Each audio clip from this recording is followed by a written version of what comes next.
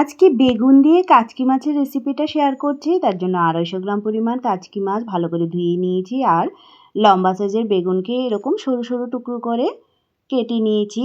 এবার একটা মশলা রেডি করে নেব। তার জন্য মিক্সিং জারে 2টো কাঁচা লঙ্কা, 2টো শুকনো লঙ্কা, 5 কোয়া রসুন, ছোট্ট একটু আদা আর একটু ধনে দিয়ে পেস্ট করে নিচ্ছি। এটাকে পেস্ট করে নিলাম। এবার বেগুন আর কাচকি মাছগুলোর মধ্যে পেস্টটাকে ঢেলে নিচ্ছি। তার মধ্যে পরিমাণ মতো নুন দিয়ে দিচ্ছি, হলুদ গুঁড়ো আর দিয়ে দিচ্ছি একটু লাল লঙ্কার গুঁড়ো।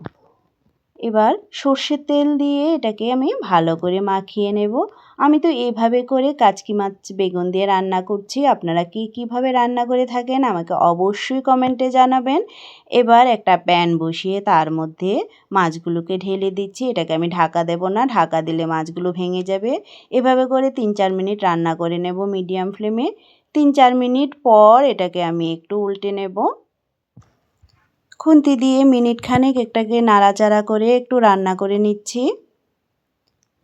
এভাবে করে রান্না করলে আমার কাছে তো খুবই টেস্টি লাগে।